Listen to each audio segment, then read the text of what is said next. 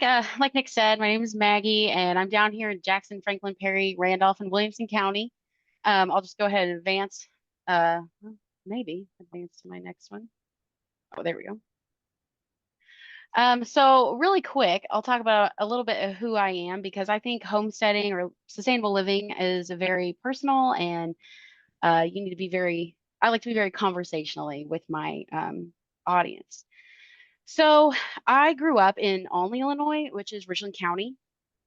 In Parkersburg. I grew up on a farm, a corn, soybean, and cattle farm. So living on a farm, living kind of sustainably is not something I'm used to that. And the type of work that goes into it. We didn't really do like my grandma canned and stuff, but we didn't do a whole lot of that. But we definitely had the meat and the protein, that kind of thing that we did. I moved down to Southern Illinois to go to school. I had done 2 years in Olney at that community college, and then I moved here in 2012, and I never left because I met my husband. And then in 2020, we had our son, and you'll see him a lot in here. Lyle's with me in everything I do, and he's a big part of my why, which I'll go ahead and go to that slide next. This is I'm going to kind of start out with how I start my classes, and then at the end, I'll talk a little bit more about what we've done down here. Um, so one thing we like to talk about when we start this introduction to homesteading is your why. So there can be a list of whys. These seem to be the ones that stand out. For your health, that could be eating better, a better quality of life, sustainability, as in relying on yourself, your land and your family, or relying on your land and yourself for just your needs, and just living a more sustainable life, environment, lessen your footprint, enhance your natural surroundings, focus on nature, money, saving money. Although some people might chuckle at that because sometimes you find out you don't save as much money as you think when you first start out, depending on what you're trying to get started. Food quality, maybe you're not happy with the food that's presented at the store, or maybe you don't have very good access to local dairy, meat, produce. I am pretty fortunate down here in Southern Illinois. We have a wonderful farmers market here and tons of farmers. You're more likely to drive out and see an orchard and tomatoes in a field than you are corn and soybeans the farther south you get. And happiness. I add that one on because my whys are health, food quality, and happiness. And happiness because this reminds me of my childhood. Reminds me of walking out to feed the cows with my dad and picking green beans with my grandma and things like that. And I just enjoy it, I don't enjoy it when I'm sick though. I will say it's hard to get out there and do stuff when you don't feel well. But knowing your why helps you kind of motivate to do that anyways. And I'd say family is kind of an overarching why, kind of all of those things for my family. And so I would highly encourage all of you, especially if you have a paper in front of you right now, to write down your why. Mine's kind of a paragraph, and I don't have it in front of me, but I kind of have wrote down a sentence, I guess, in all of these whys. And when I'm feeling overwhelmed, which happens, the more you add on, because people will look at you and be like, you're doing this to yourself because there's food in the store. There's this or that, or you can go buy this. And so sometimes knowing that why really helps you keep focus and just helps you to, yeah, just keep focused on what you're doing. So another thing we always talk about is living intentionally and time management. What keeps you from achieving your sustainable living goals? There's not enough time to do all this stuff. We have overextended schedules. Our environment and urban versus rural and people can also affect that. So what I like to tell people is choose priorities. And how we kind of set that up is I'm looking right now on my wall. There's a big giant poster board that says goals for 20. Well, this one actually is the old one. It was 2023. And it has post-it notes all over it from the members that first started. And mine up there, I see my name and it says can something and sourdough. Sourdough, I had just started and I did it. And can something is that picture right there. I canned that salsa and I was so proud of it. Everybody that ate it said it was way too spicy. So, but I was so proud of it. I see other ones up here that are just like sourdough, build a garden, learn how to plant a plant. Like, I mean, they were just all over the board of people having these goals. And, everyone that told me they were like, I wrote down two goals and I achieved them. I think I had probably 80% of the people email me back at the end of the year saying, I did it. I did do that. I didn't can enough for the whole season, but I can that one and I feel more confident in it now. So I do highly encourage you to write down a few goals and not overwhelm yourself, because you can suffer major burnout, especially if you just stress yourself out trying to prepare and preserve food for the winter. And then in 2 months, you run out. And then you're like, I have to do this all again next year. So focus on one thing that maybe you want to eat all year. Focus on learning a new skill, which we'll kind of get into that because that's how I'm kind of structured my program. And then I always, environment, that one, we have people, well, you'll see a picture and I call them my illegal chickens. When I first started this, I lived in a town where you could not have them and I had them anyways, but I don't encourage that. Um, so sometimes your environment can be very affecting. I know in Carbondale for a while there was like a rule that a compost bin couldn't be in within 20 feet of another compost bin. And when your backyards are squished together, that's going to happen. And maybe you guys aren't on speaking terms to share. So there are definitely challenges like that. And people, the example I bring up is I have an almost 4-year-old son, and it can be challenging. I know when I was canning that salsa, I realized I needed to walk across my living room with a boiling pot of water to go outside to the ring I had outside on propane. And I just stopped and waited till my husband got home because I was like, I can't. He keeps tugging at me. I was afraid I was going to pour this water on him. And so there's just like a lot of different things. And I know some people that care for aging parents, and there's things that can just take up your time. And one slide I didn't put in here because I couldn't find the handout, and I will try to email that to Nick and maybe he can pass it out, is it's kind of like a rubric that helps you to fill out where does your time go. And sometimes, like, there's TV is listed on there, exercising, family time, preparing dinner in the garden, and you can fill in, there's some pre-filled in ones and this, and just really focus a couple weeks and writing down how many minutes or hours you spend doing things. Because some things are a priority in our life. Like me and my husband and my son, we get in the big bed, which is our bed, and we watch a movie and eat popcorn. And that's one of our favorite things to do. And we do that a few times a week. And that's a priority for us. And I don't want anything to take that up. So always trying to make sure things fit your life. And so when we're talking about time and living intentionally, we have this example that we use of Mary and Martha. Both women have the same life, kids, property, hobbies, etc., but each choose their priorities. Both are making good decisions for their families and for themselves. So Mary spends time reading her favorite magazine. She makes quesadillas for dinner, spends time playing with her kids, and then makes lye soap from lard and store-bought lye. Well, Martha makes tortillas from scratch for tonight's quesadillas, makes quesadillas for dinner, makes lye from ashes and water, and makes lye soap from lard and homemade lye. I'm definitely more of a Mary. I would like to be a Martha. I wish I could do it all, but those some of the priorities that I list on my rubric and in my whys and my notes. I want to spend more time with my son, and I want to spend less time in the kitchen, even though as I keep doing this, I just spend more and more time in there, which is fine. But people can get very overwhelmed when trying to maybe do it all. And eventually you can. I just wouldn't jump into it all at once. I saw actually a post yesterday on Facebook in a homesteading site about, and I wrote this down, I made a quick note of it, that someone was making broth and they were like, what do I do with these leftover veggies? A bunch of people said compost them, feed them to the chickens. But a bunch of people were frustrated that these people were wasting and they needed to get it out, dehydrate it, and grind it into powder to use. And I'm like, just let people do what they want to do. And it's not wasting it if you're composting it or feeding it to your chickens. It's just you're doing what's right for you and your family. So that was kind of my little spiel that I give at the beginning of all of my homesteading introductory courses, is just to keep in mind as you do this journey, or however you want to phrase it, that you just keep in mind your priorities, and not just for homesteading, but just the other things you do in your life. Like work. Work is a priority. I'm very lucky that I get to do this for my work, but sometimes seeing it all the time and researching makes me think, man, I wish I was at home doing it, but that's okay. I wouldn't give it up. And so this leads me into kind of how we set up our homesteading classes. And I decided to base them on 4 skills and branch from there, of things that I thought were appropriate. And that's just kind of how my mind organized it.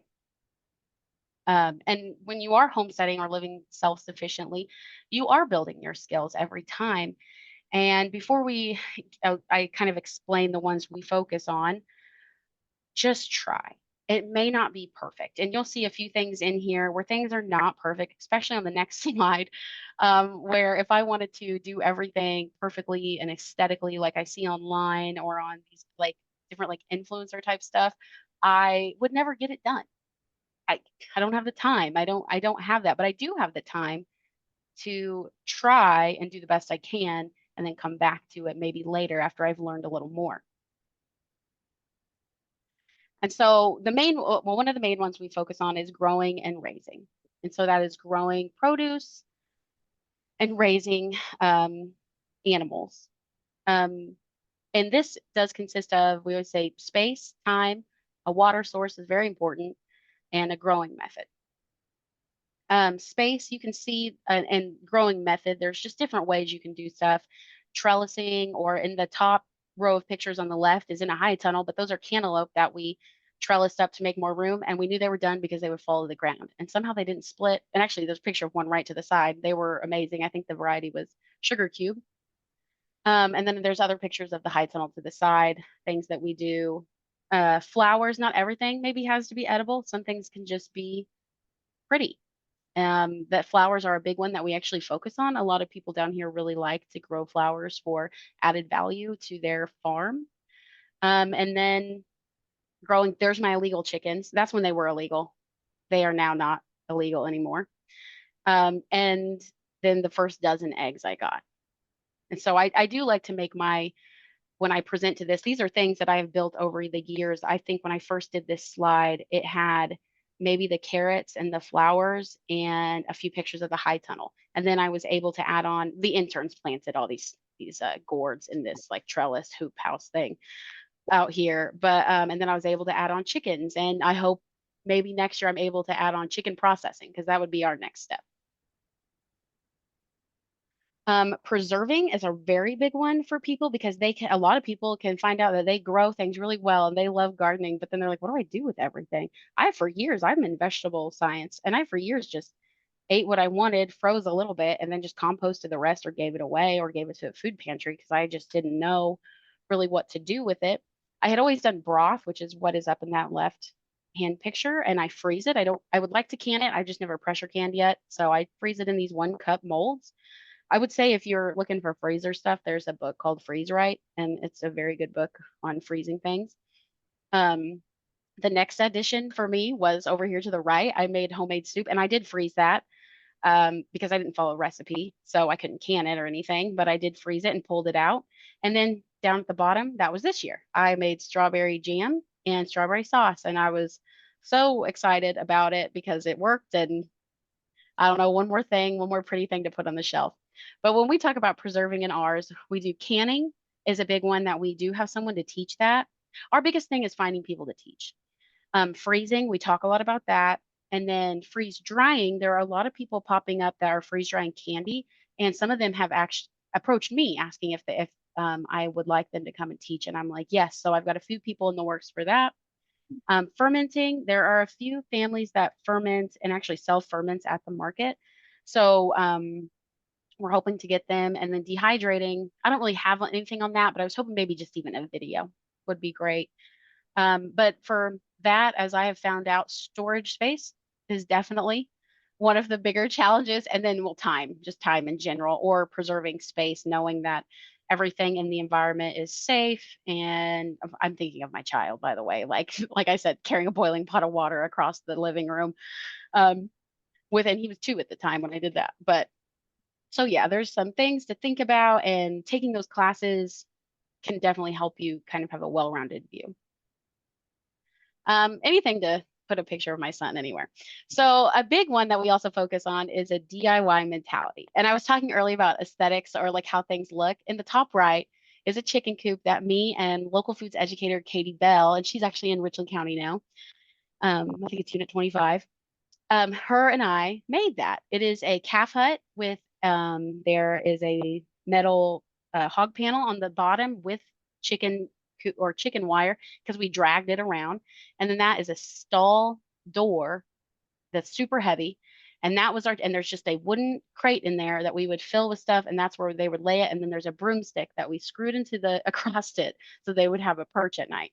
And it's still out here. The chickens, unfortunately, did succumb to something because they wouldn't go inside when everybody was leaving. But I took the rest to my house so that they could be saved. But we still have it out here, and it worked, and nothing ever broke into it. It worked just fine. Was it pretty? No, but it worked, and we got tons of eggs all the time from them, and everyone at the office really enjoyed it. So, one good thing to think about and for your DIY mentality is how do you want your homestead to look? I know I took an aerial picture from Google of the property we have now, and I just dreamed, what would I want where? How would that happen? And I wrote notes about it. I made lists, but I like to do that. And is it going to happen this year? It might not happen for 10 years, some of the stuff that we want to do, but what can I do to get there? And there are so many things you can fix. And in a world where it's very easy to just go buy something new. And in some cases, that is kind of what you have to do. But where learning to fix things is really great. On the bottom right picture where my son and my husband are doing that. Oh, when we bought our house, it had one bedroom and it had a giant garage where they kept this RV. It was a pole barn house. And he built the whole room and did the electrical, ran the ductwork, did everything. And it's really nice to be able to have those skills, which, he's kind of done over time. And then this is us building the chicken coop when we got it. Which, by the way, Rural King sold a $600 chicken coop to us for $100 because the box got rained on. So go check your stores when it rains, I guess. But you can do a lot of stuff with a DIY mentality. Laundry detergents, brew, seasoning salts, soaps, cleaning products. There's the list goes on. Using the materials around you. Like I said, not everything has to be pretty and perfect. You can work on that as you go, but use what you have. You'll be prouder of it in the end, anyways. Out with the old, in with the old. I like to put that on there and be creative but safe. Make sure you are using things. I know, like we solarize and stuff. I've seen people like be like, well, can I use painter's plastic? No, don't use that. I don't think that's UV. I don't think you can use that. So it might leach into the ground. So there's some things that you kind of want to research on before you do it. But oh, and then one thing we did with this, my husband did do a whole tool class, and we had young men and women show up that didn't grow up kind of around that want to learn about tools. There was a few women that had recently became widowed, and they wanted to know how to do things around the house. So we went through a bunch of power tools and how to use them. And it was right before Father's Day, which is a great time to buy tools and just even doing those practical like those little knowledge nuggets of like when you can buy things. It's so great to have a community where people have so much, they're just very like-minded.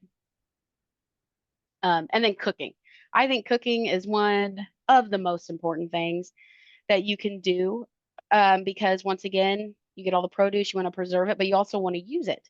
Sometimes you might grow a bunch of stuff and nobody wants to eat it, or you don't know how to use it to have your family eat it. So make sure you always grow things that your family likes to eat. That we always tell people that. Make sure the food fits your lifestyle. Like I used to get very mucked up kind of when I would cook because I would just make these big meals and none of them kind of went together every day and I would get burnt out because I worked every day and so did my husband. So now, meal prepping and learning how to use the stuff we have throughout the week has really helped to kind of help use the produce we have and use the meat we have and stuff like that. And learning a new skill. I was so proud to learn how to do sourdough. And those are those pictures, English muffins and loaves of bread is kind of what I did. Um, and then, and then, like I said, a lot of work goes into all of that, and you want to be able to put it all together and use it. Now, that asparagus and eggs is not a very fancy meal at all, but that was the very first meal that I looked down and I was like, oh, I did all this. Like these are my chickens. I'd never had not had chickens in probably a decade, and So I had these chickens now, and then I grew that asparagus, and I was like, wow, I really did all this. And it was just exciting to see. And so I'm going to just go into a little bit here about some more stuff for our program. I just have 2 slides on it. Um, the reason we started to do this was I saw a community need because I did see like a surge on social media, and it wasn't just like people I don't know. It was people I know personally that were like, hey, how does anyone know how to can? Does anyone know how to do this or that? Or who has chickens? I'll buy some eggs from you. People really wanted to have food to be a little closer to home. I think there was a little scarcity of food for a minute, and or people thought there would be. And so people wanted to know, like, where does my food come from? I would say that was the biggest interest. And then I had my own interest in it. And so one thing I try to do is tie in, because technically I local food, small farms. I would say homesteading is a gray area in between horticulture and local foods in the extension setting. And so I included those pictures on the right because even though I do the local foods, like that's me holding a big bundle of Balantia clover for a cover crop trial for ag. And then the other ones, I'm standing in front of a bunch of pumpkins that we were growing for pumpkin field day. But it was also to homeowners of people who wanted to maybe not grow commercially, but it was for people who grow commercially as well. So kind of it sparked me to see that I could do this programming and that it would fit into my local food small farm setting. And it's been really great. Then year 2, I have had people come to me saying, hey, how do I sell this? So not only have they done this for themselves, but now they are bridging into that small farm local food gap that I teach. And so next month we are doing a small Zoom program on cottage food laws. And at the end, there's this QR code, and it's a Zoom program, so anyone can sign up for that if you're interested. Um, so our plan, I'll explain these pictures in a minute, but so our plan is to go more hands-on teaching and programming that kind of brings things full circle. Working on the demonstration garden, which is that big tarp that's covering the demonstration garden. Um, and I'll just kind of jump over to these other ones, these flower farming and vegetable school type programs. So that's the programming we're thinking about doing full circle.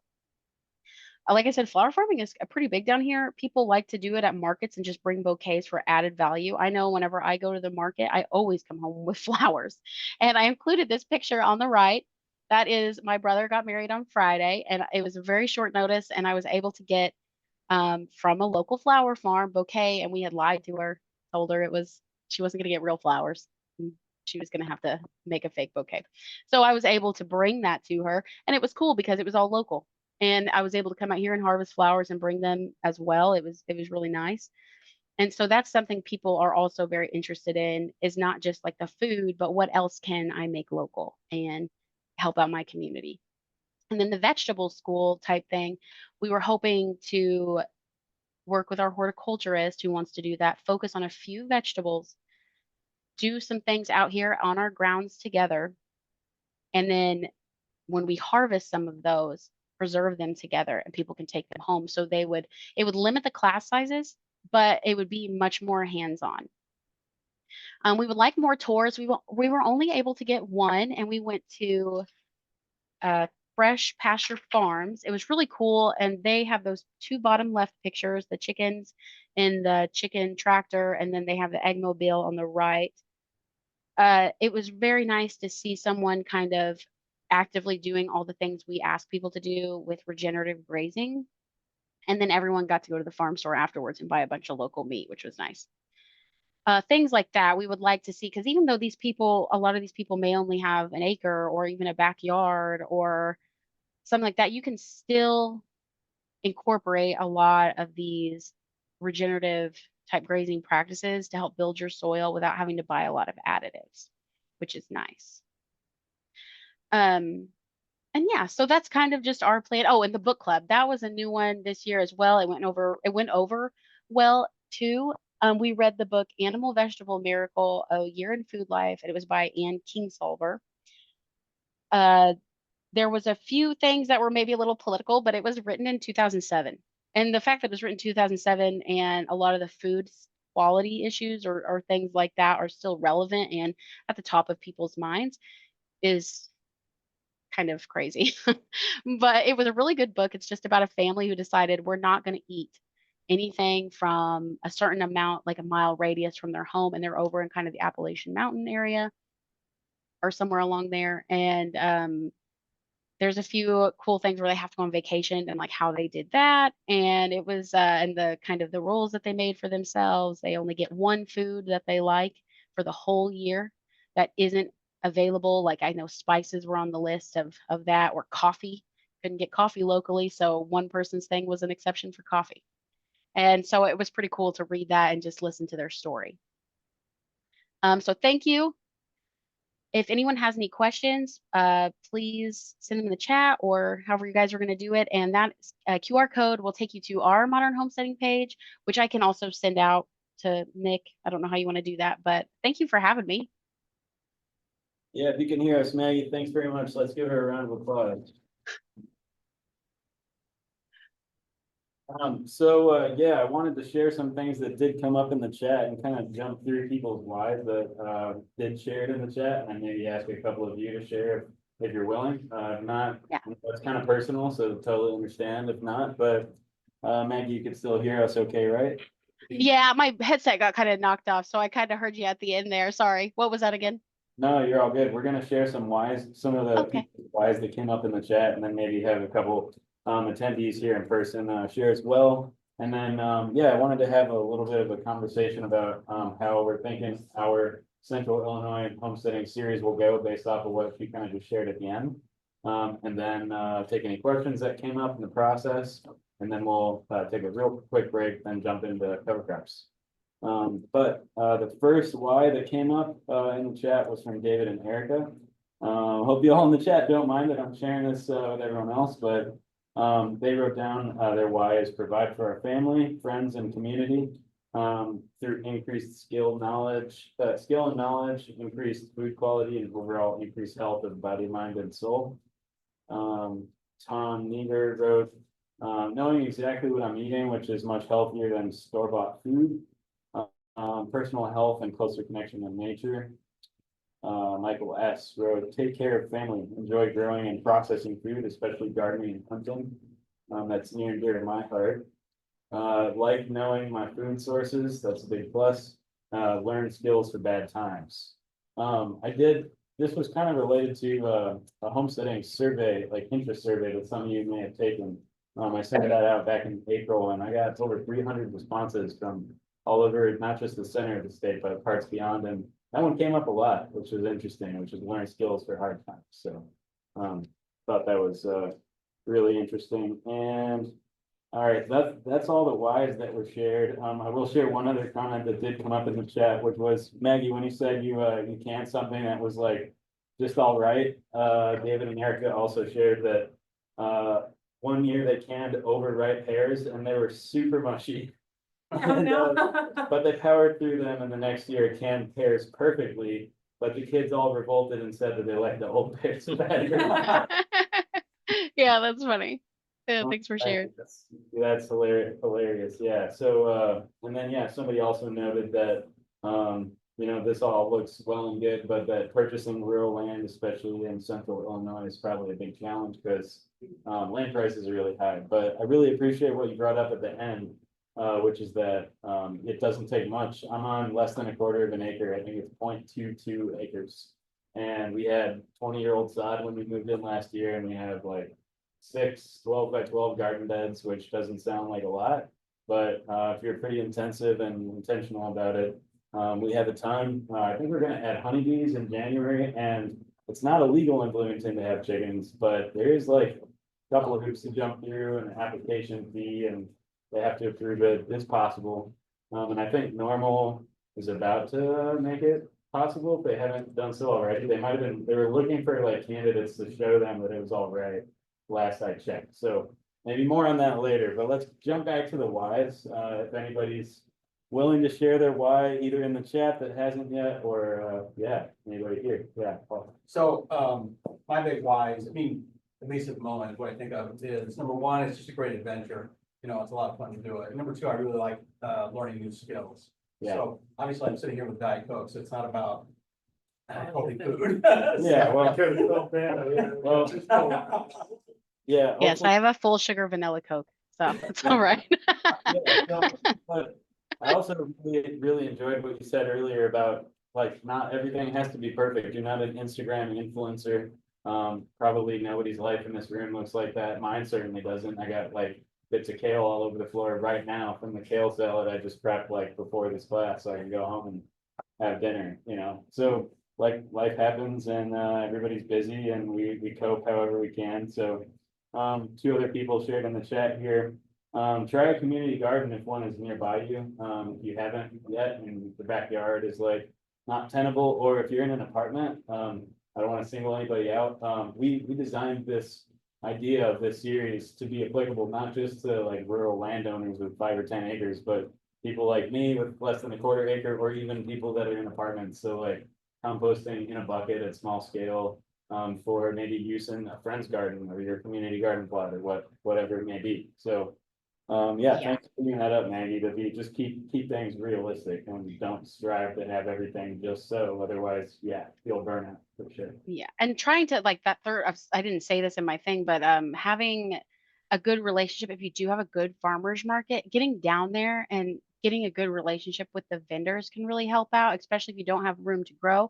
When someone has tomatoes, everybody has tomatoes, and not everyone can get rid of all their tomatoes. Okay, so there's produce to be bought and that are number twos or things like that. There's just certain lingo. If you don't know what it means, it's just like they're not like the perfect ones that they would put out and sell. They have other ones. And that's applicable with like any of the produce. So getting down there in those farmers markets, if you have one, is just a great way to have connections if you're unable to grow.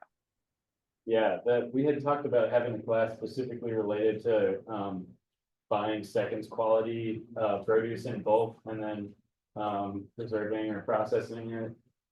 So who's not from the Bloomington Normal area in here? Raise your hand. Okay, cool. You guys have a farmers market like kind of near you, or not really? Oh, yeah, just 25 minutes away. Okay, yeah, that's not super close, but it's not like terrible distance, sort of inconvenient. But yeah, where are you guys coming from again? We live in Emmington, Everything. right by Dwight. Okay, yeah, Yeah. awesome. Right, yeah, sorry, you said that at the beginning. That's right. Yeah, I think that's really valuable to point out, Maggie, because right, a lot of small farms don't live by those farmers markets either, but they still go. Like a lot of people at the Bloomington Normal Market, I have to look at their sign and like get on my phone and be like, wait, where is that again? Like mostly not now because I've been in this job for 4 years and it's like my job to talk to small producers, but yeah, definitely still see names of communities that are within an hour's drive that I didn't know existed. So Well, like if we were to grow something, like if we did our local, like women's club has something on a Saturday, but it's like there would not be, right, you maybe like sell one tomato and you're like, Yeah. I sold a tomato, but Yeah, it's not right. like a, not tenable. Yeah. Not a good use of your time. Yeah. Yeah, definitely. so we would drive to like somewhere else to be able to have a larger Hmm. audience. There's a couple people in the chat. Just another why I shared was not having to rely on others for everything as much. And then, Holly Sanford said the LMH market, I'm not sure what LMH market stands for, but in Lincoln, Illinois is really great too. So I don't know if people are, there's some head nodding in the back, maybe some of you folks have been there. So, oh yeah, Lincoln Memorial Hospital Market. Okay, got it. Thank you for the clarification. That's awesome. Any other questions, comments, things you want to share that came up in the last session? If not, we'll take like 5. Yeah. go ahead. So Maggie, how big of a property do you have? Not that we all have that, but I was curious.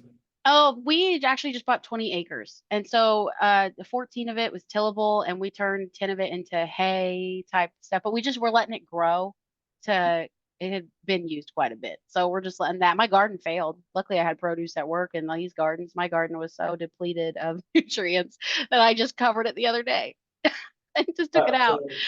So failures happen. But yeah, so about 20 acres. Maggie, where did you find the the ad or the connection or whatnot to the beginning of your land access journey? To what? Sorry. Oh yeah, like how did you come across the lead for that property? Just out of curiosity. Just looking all the time. We had we were pretty fortunate. My husband bought a house before I met him on foreclosure. that, well, it was almost on foreclosure for a very cheap price. He was a contractor overseas with the military and he came home and got this. And we lived in a remodel. Sometimes we didn't have a floor for 10 years. And so we owned this house though. So we were very fortunate in that way to be able to just take our time in trying to find something that we wanted. And then we just went and yeah, it was just came up. We had contacted a realtor kind of whenever things started to sell a lot because we weren't in a great, the house wasn't worth very much that we lived in.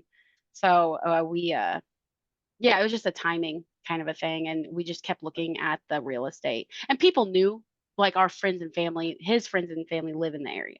So they also knew we were looking for something. I also want to point out that Southern Illinois soil is like way lower on the totem pole in terms of overall quality. And Central Illinois in general. Just, like, some of you may be thinking of like Central Illinois soil in your mind right now and being like, these people must Yeah, be. no, it's not that. Like my family's from a farm in Richland County and that it was worth way less than that. So it's yeah, it was, and a lot of it's like a creek and like woods. So Cool. or some of it and yeah, so and yeah, it's not the prices you would see there. Yeah, I just wanted to. And it was a stress- 1-bedroom house and we were able to build a room on our own, so that helped a lot. I think land prices here are like $15,000 plus last time I checked. Yeah. Generally for corn and bean, like tillable acreage. And then if it's not tillable acreage and it's woods, people want that for deer hunting. It's not much better. So. Yeah. Anyway, that's probably one of the biggest, like, general small farms wide, roadblocks to land access, but I will share one really quick resource for you all to jot down if anybody's interested. It's called the Illinois Farm Link, or just Illinois Farm Link, period, that's the term. It used to be Northern Illinois Farm Link because it began in Lake County where I'm from. And it is basically a dating service for, yeah, it's a weird term. It's basically a dating service for people that have farmland or land access or a farm business that are either looking for the next generation of employees on their farm, looking to sell their property, looking for a person to train to do what they're doing, and maybe like get into a lease to own, rent to own, low interest, no interest situation, super flexible. And so landowners can make a profile on there and list their property. There's a zoom in, zoom out map available where you can see parcels that are available. When you click on them, it'll tell you things like the equipment that the landowner has, the contact info once you make your own profile, and lots of other details that you wouldn't otherwise be able to see on like some realtor's website. And then the converse of that is you can make a profile for yourself and be like, I'm 29 years old, I do this for a living, I'm looking to get into, I don't know, small ruminant, I'm just making stuff up, livestock farm, looking for somebody to teach me the ways because I grew up in the birds, or something like that. So it's a really awesome website. Can't recommend it enough. The Land Connection based in Champaign, which is a small farms nonprofit, operates it. And they have land access navigators to actually walk you through an arrangement process if you do come across somebody that you could maybe find an arrangement with.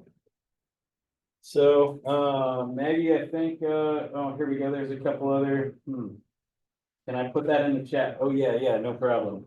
Can you put that link or website in the chat, please? Yeah, I'll type it out right now.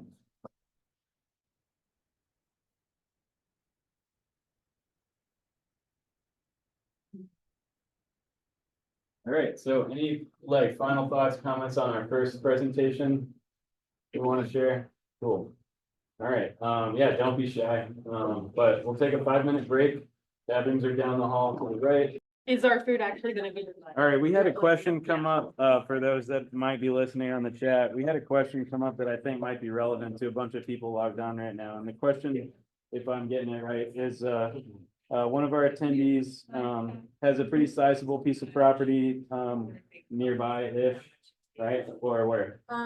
Close to Dwight. Close, right, sorry, close to Dwight, and, they asked whether or not, there's a best practice or best distance to set your garden or your food production area back from your property line to perhaps protect better against overspray of aerial corn and bean spray applicators working on fields nearby.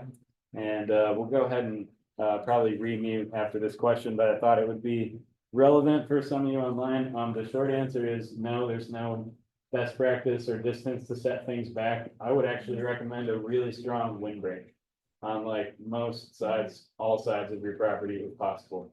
Because the problem is, applicators license testing requires training on like the exact when to apply in terms of like weather, sunlight, and other factors that can affect, volatilization or kind of rising and falling of those particulates in the air. So they're supposed to line up their spray applications with weather patterns that support the target chemical being applied where it should be applied. So in theory, there's zero drift, but we all know that depending on the chemical, it could be a parts per million or even parts per billion in some cases that like you end up on your crops, and then some are more or less susceptible to this.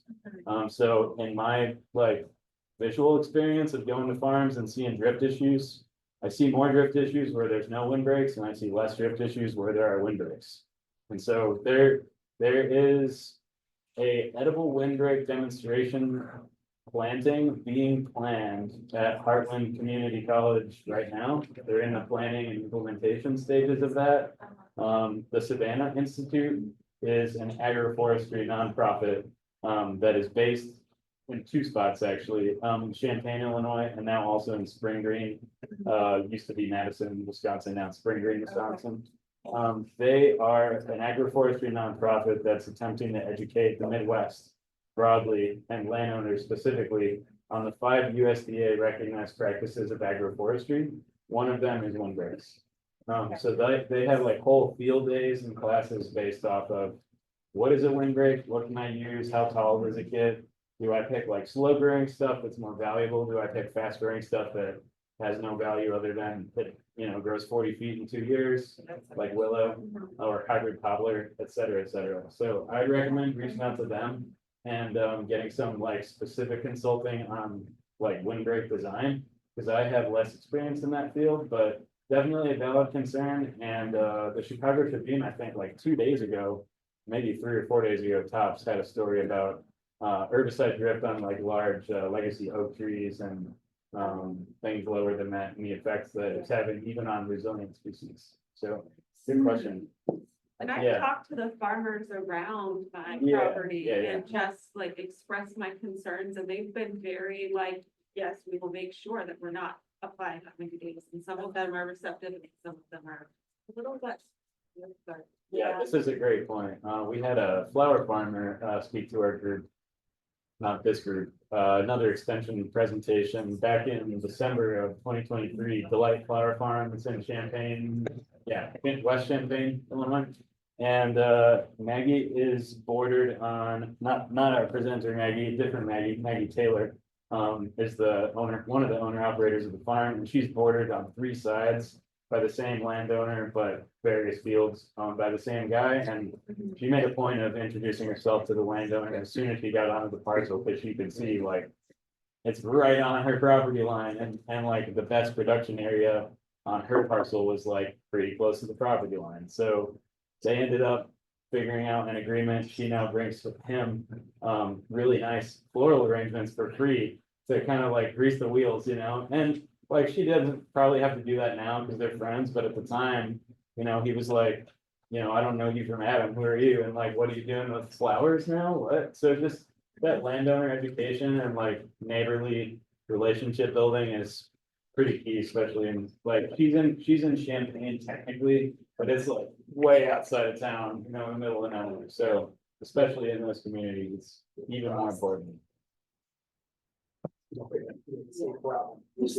right, it looks like that ate up like a good, looks like that ate up most of our